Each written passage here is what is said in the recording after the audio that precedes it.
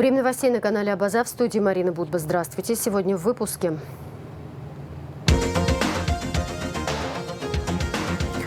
Он строил планы о возвращении на родину с 14 лет. Очередной выпуск проекта о жизни абхазских репатриантов посвящен абазину Марату Кнухову.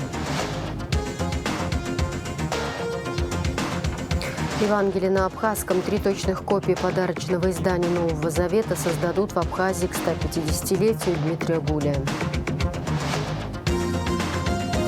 Весь пьедестал наш. Юные теннисисты из Абхазии вернулись с турнира в городе Майкоп.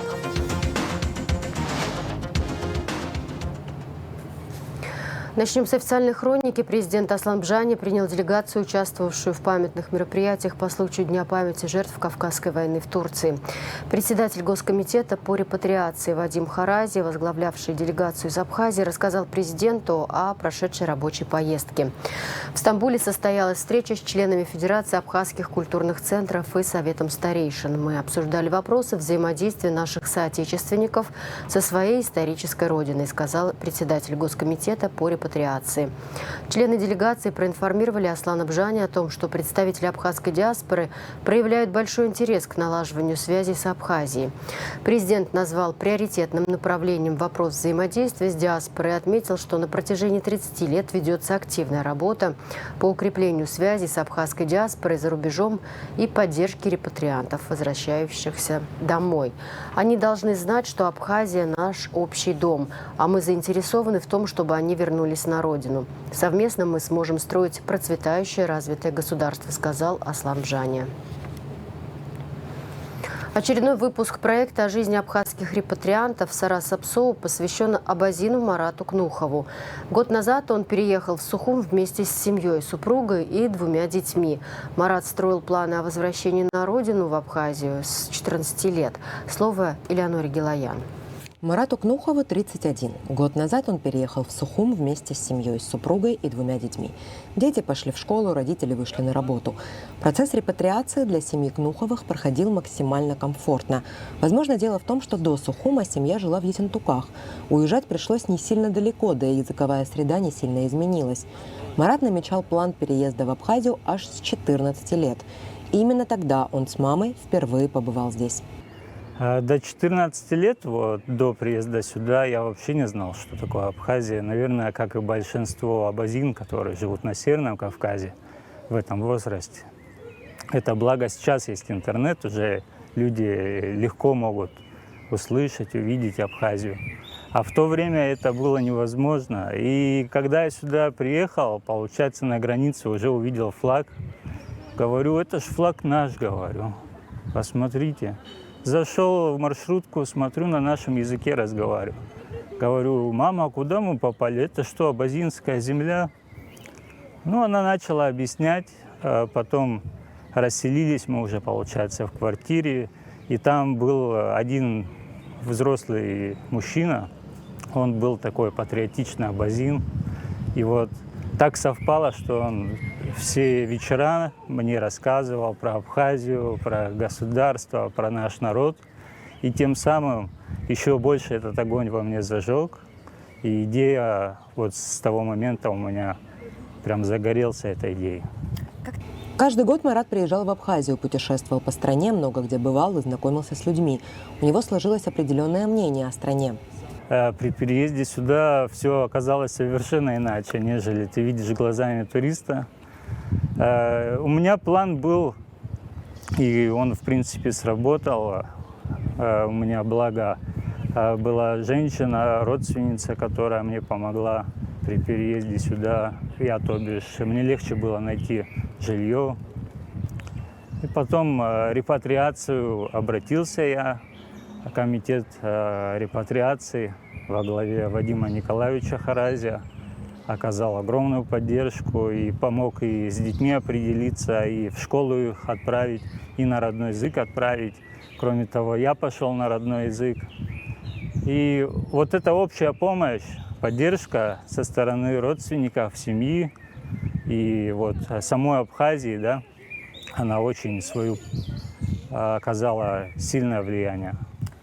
Аренду квартиры семье Марата оплачивает Госкомитет по репатриации. Супруга нашла работу даже раньше, чем глава семьи. Она работает в одном из городских кафе. Марат же устроился менеджером в Модатекс. Сейчас я работаю в Модатексе. Наш директор – это Бату Ардзинба, очень благородный человек, отзывчивый.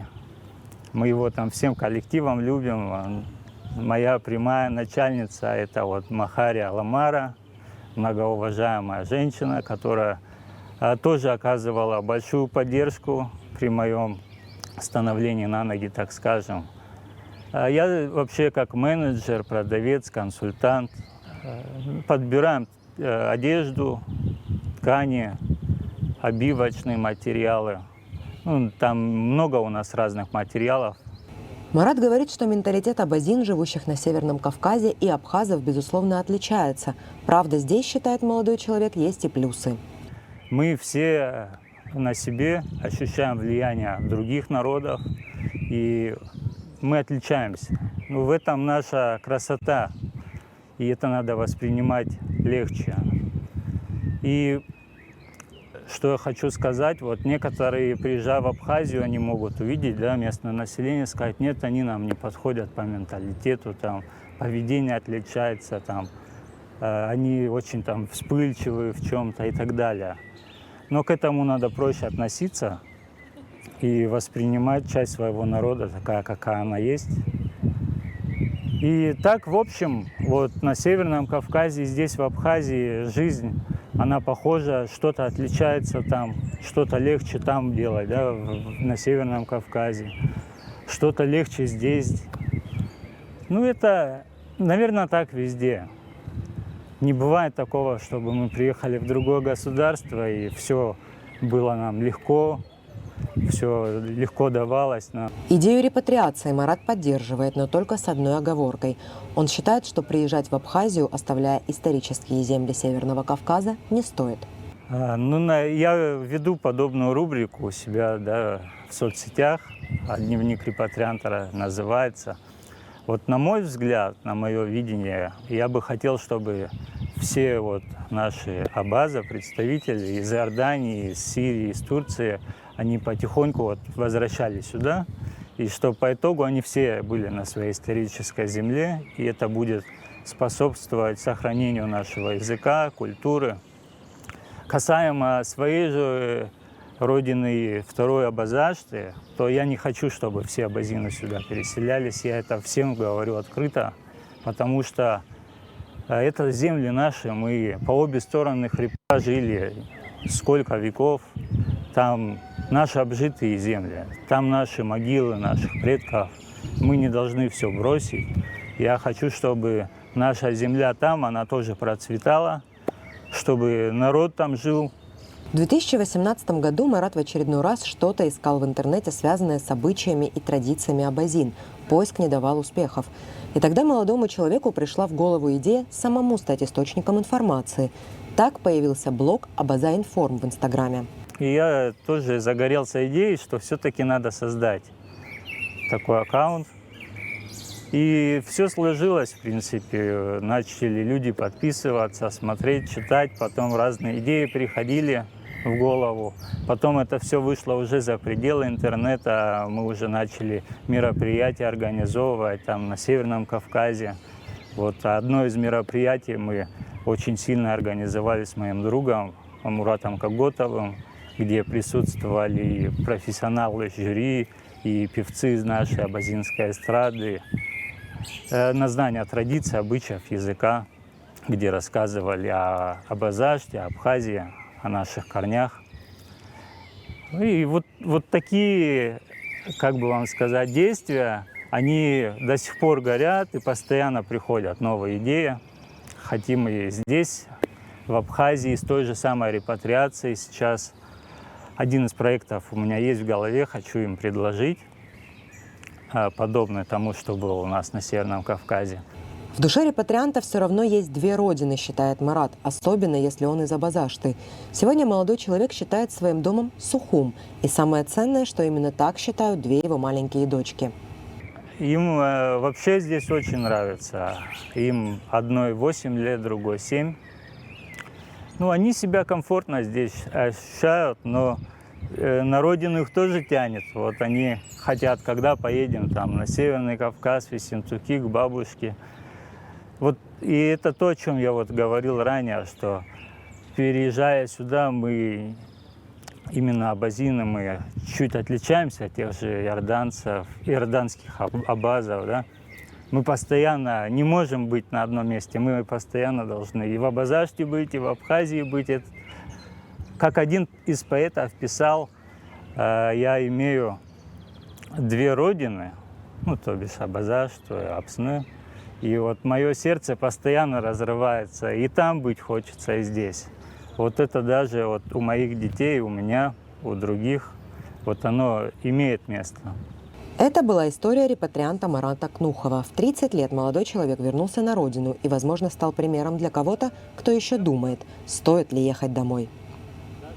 Элеонора Гилаян, Торник Амичба, Абаза ТВ.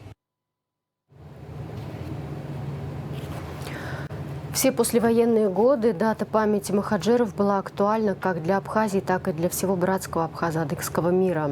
30 лет назад, в мае 1994 года, народный поэт Абхазии Баграт Шинкуба, возглавлявший делегацию Абхазии, выступил на митинге памяти в Турции.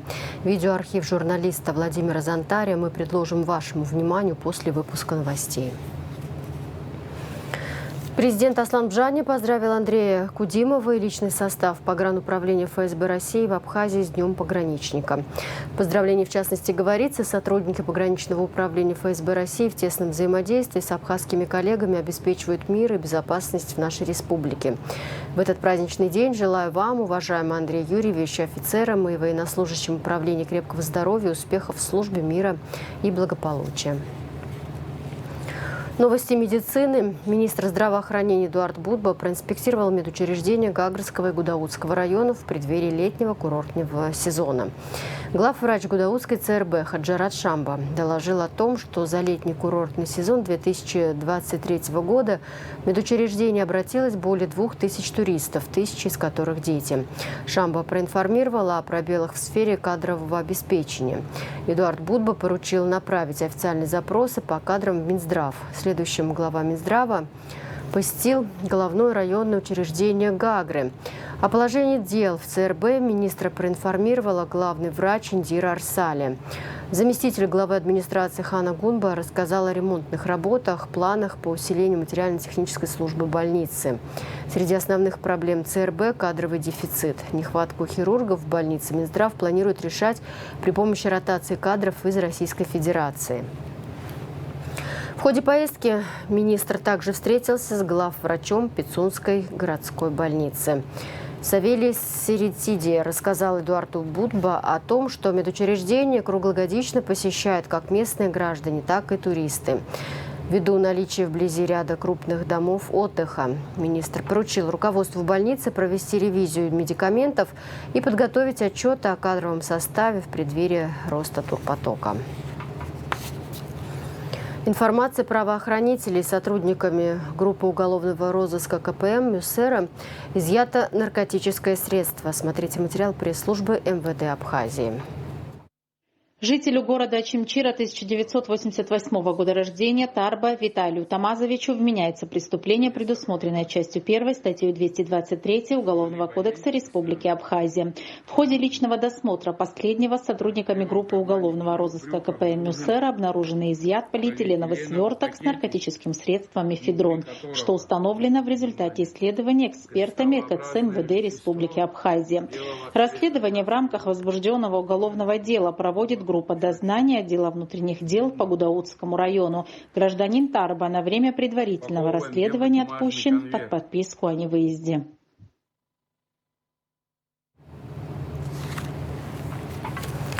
Без комментариев. Галский районный суд завершил рассмотрение материалов уголовного дела в отношении сотрудников Галского РОВД Альберта Зараку и Авианора Апшилава, которые обвинялись в причинении тяжкого вреда здоровью задержанному, а также превышении служебным положением, повлекшим тяжкие последствия, сообщается на сайте Генпрокуратуры.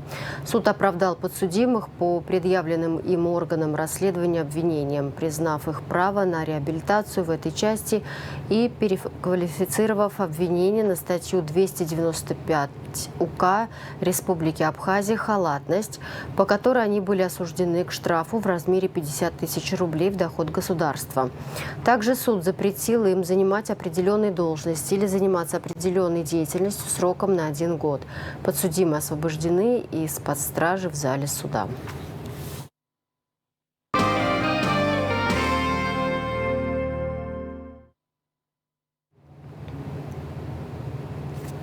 Торговый представитель Абхазии в России Олег Барциц принимает участие в работе 8-й международной научно-практической конференции «Россия и мир. Диалоги-2024. Силы притяжения», которая проходит в Москве. В конференции принимают участие политики, общественные деятели, ученые, журналисты из 20 стран мира, руководители МИДа России и администрации президента Российской Федерации. Видные эксперты из России, Казахстана, Сербии, Узбекистана, Белоруссии и других стран. В своем выступлении Олег Барциц подчеркнул необходимость консолидации вокруг усилий России по формированию глобальной архитектуры нового справедливого мироустройства. Взаимоотношения Российской Федерации и Республики Абхазия являются примером дружбы и стратегического партнерства двух стран в интересах наших народов, заявил Олег Барциц. Также Олег Барциц и проректор АГУ Максим Гвинджи, принимающий участие в работе конференции, приняли участие в первых трубниковских чтениях, посвященных 80-летию видного советского и российского ученого, экс-директора службы внешней разведки России Трубникова. 3 точных копии подарочного издания Евангелия на абхазском языке создадут в Абхазии к 150-летию Дмитрия Гулия. Оригинал переведенного поэтом Евангелия издан в 1912 году, а один из 12 подарочных экземпляров хранится в Национальной библиотеке Санкт-Петербурга. По заказу Национальной библиотеки имени Папаскира абхазская студия «Артель» выполнит репринт издания, то есть точное воспроизведение первоначального полиграфического и художественного оформления. Подробнее Надежда Боровикова. Евангелие на абхазском языке впервые было издано в 1912 году. Работу выполнила группа переводчиков и священнослужителей под руководством Дмитрия Гулия. Тираж был очень маленький, всего 120 экземпляров в 2 форматах. Один среднего размера, так называемый требник, для использования во время крестин, венчаний или панихид, а второй в большом формате, для богослужений в храмах. Были еще и подарочные издания с дорогим оформлением из кожи и драгоценных металлов. Мы, в принципе, знали о существовании Евангелия в переводе Дмитрия Иосифовича Гулия еще в 1912 году, что она была сделана таким определенным тиражом. Из них 12 подарочных изданий. Один из них был адресован императору Его Величеству Российскому, она поступила в Национальную библиотеку Санкт-Петербурга. И вот, коллеги, находясь в 2016 году в Санкт-Петербурге на форуме культуры, книга «Культура, образование и инновации», где были приглашены национальные библиотеки стран СНГ, в том числе и я, конечно, я ознакомился с фондом Национальной библиотеки Санкт-Петербургской. Мне они продемонстрировали Евангелие на абхазском языке с замечательным переплетом, которая была подарена экземпляр императору. Изначально цифровую копию планировали приобрести у Национальной библиотеки Санкт-Петербурга. Но не найдя финансирования, вопрос на несколько лет повис в воздухе. И только в прошлом году в рамках культурного форума в Сириусе в Абхазии состоялась выездная сессия библиотекарей, и представители Петербургской библиотеки передали в дар абхазским коллегам электронную версию издания. В таком виде, знаете, вот видите, флешечка, вот в таком виде официально на сессии, на семинаре он нам его подарил. С правом распечатать его. Он дал нам разрешение на это. Ну, естественно, мы стали искать другие источники. И, наконец-то, появился такой некий артель. Там есть такой Даургумба, который может переплетать, может распечатать и сделать книжечку. Калькуляция большая. Одна книжечка стоит 67 тысяч. Но в 3 экземпляра заказали.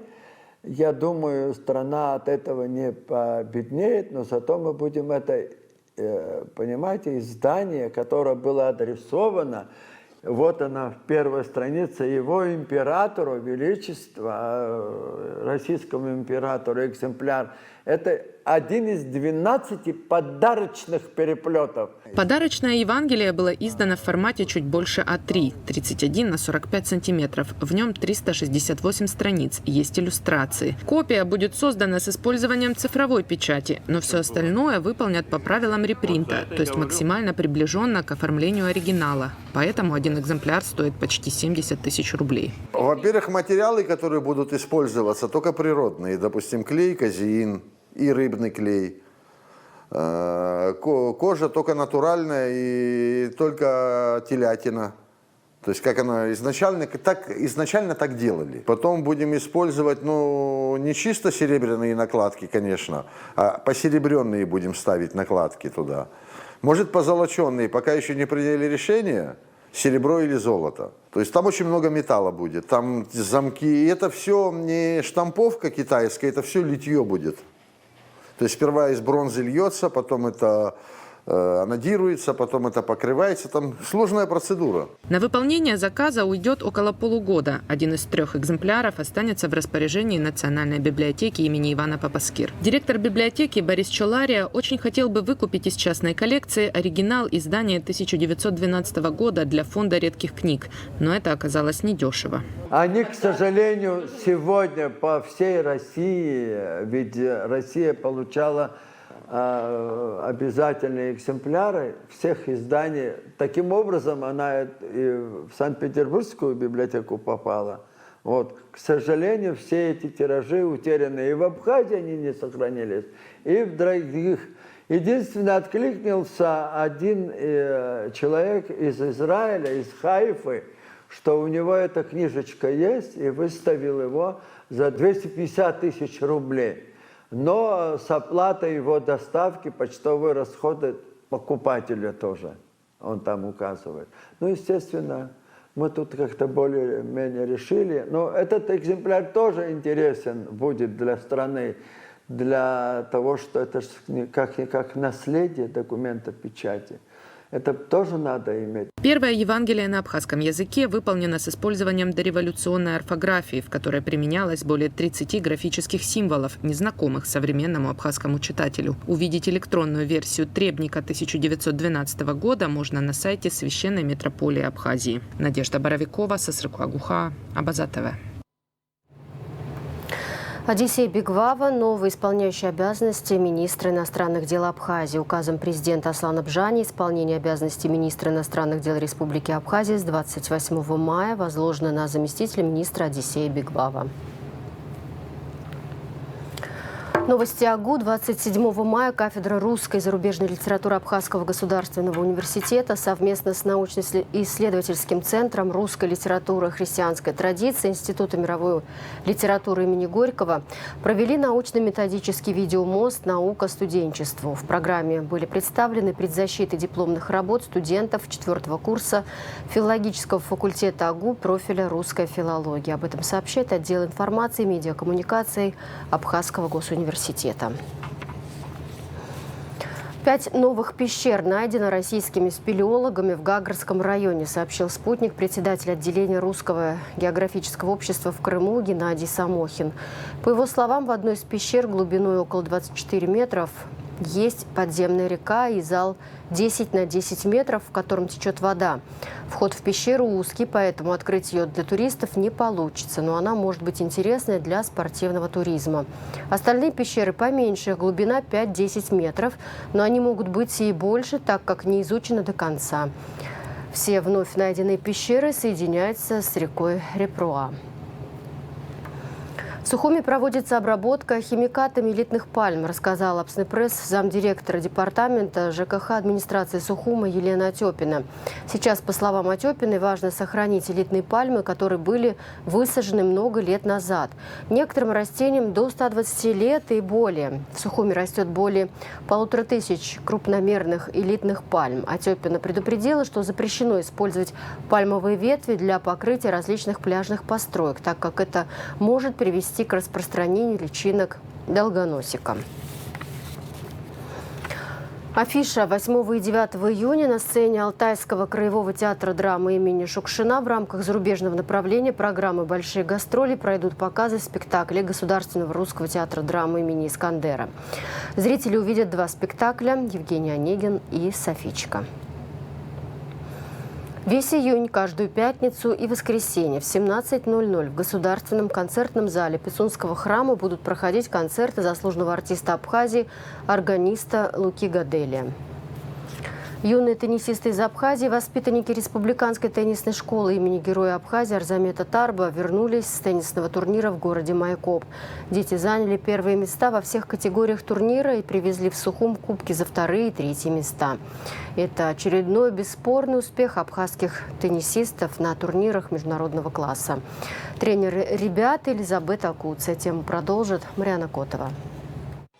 Так встречают чемпионов юных абхазских теннисистов, которые на соревнованиях в Майкопе заняли весь пьедестал, не оставив шансов другим участникам турнира «Теннисные каникулы в Смэш».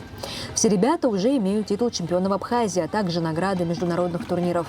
Как говорят спортсмены, самое запоминающееся в таких выездных соревнованиях – общие переживания и ликование. Мне больше всего нравится выезд с командой. Почему? Интереснее. Болеть за своих, радоваться их выигрышами. 12-летний Сабрин Анба выиграл 2 кубка и 2 медали в 2 возрастных категориях. Сначала в своей, а потом, попробовав поиграть с более опытными соперниками, стал чемпионом и в категории до 19 лет. Я выиграл 2 первых места по теннису в категории до 15 и до 19 лет. До 15, получается, это моя категория, а до 19, просто решил сыграть, и вот получилось. Адель Пабба также приехала с 2 медалями. За первое место в турнире среди малышей и за третье среди детей постарше. Я заняла первое место в красном мяче, там малыши, и третье место в оранжевом мяче, там чуть постарше. Большой теннис требует не только мастерства, но и выносливости. За сет игрок пробегает несколько километров, перемещаясь на ограниченном участке корта. Без хорошей легкоатлетической подготовки тут тоже никак. Самые высокие результаты в этом показала София Тарба. За 1,5 часа непрерывного теннисного боя у нее ни разу не сбилось дыхание. Но девчонке не привыкать. В ее копилке уже 12 первых мест на различных турнирах. Было очень сложно, но благодаря Элле Валерьевне, моему тренеру, и ее труду мы смогли победить. Была битва 1,5 часа, нужна была выносливость, но я справилась и победила.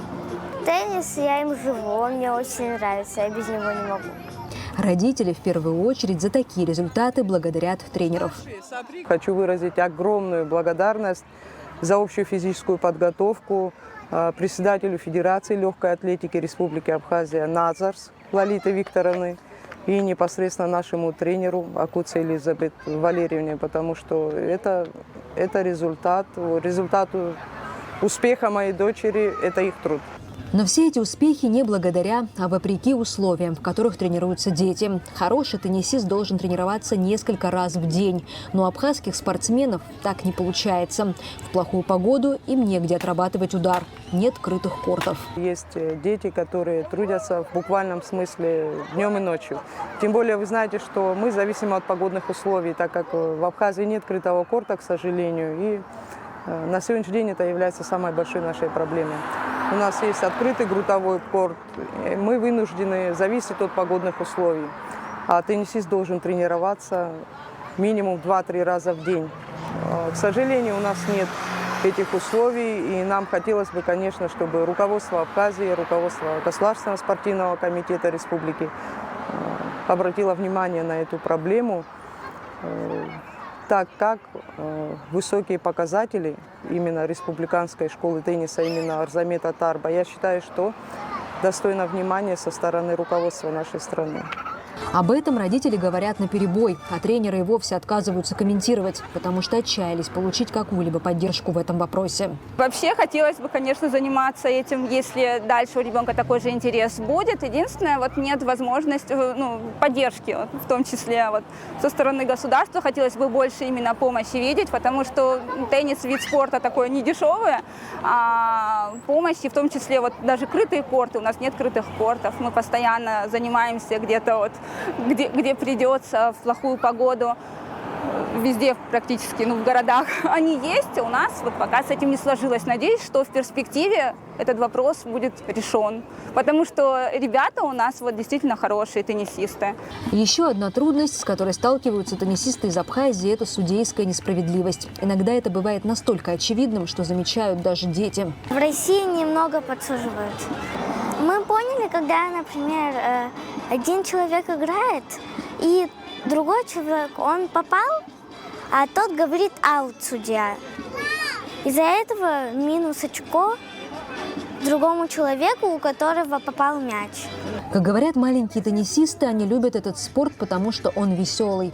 А еще и один из самых дорогих. И дело не только в расходах на турниры, без которых перспективные игроки никогда не смогут раскрыться, но еще и в ежедневных расходах на экипировку, мячи, ракетки. И многим в какой-то момент приходится отказываться от спорта, потому что даже самые талантливые теннисисты вынуждены самостоятельно искать средства, хотя на международных турнирах представляют Абхазию. Марьяна Котова, Валерий Кикрискири, Абаза ТВ. Внимания, воды не будет. Водоканал столицы сообщает, что 29 мая часть Сухума останется без воды. В связи с ремонтными работами подача питьевой воды прекратится в 0 часов, а возобновится в 20:00. Ограничения коснутся нового района, улицы Эшба, Старого поселка и района Колоса. Нехватка воды будет ощущаться на верхних этажах многоэтажек в центре города. В завершении выпуска прогноз погоды.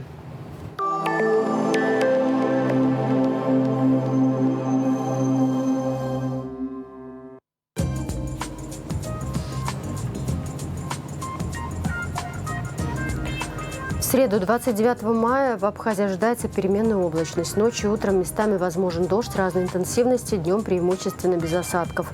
Атмосферное давление 760 миллиметров ртутного столба. Ветер слабо умеренный. Температура воздуха ночью 12-17, днем 18-23. Температура морской воды плюс 18. Волнение морской воды слабо умеренное. Относительная влажность воздуха 60-90%.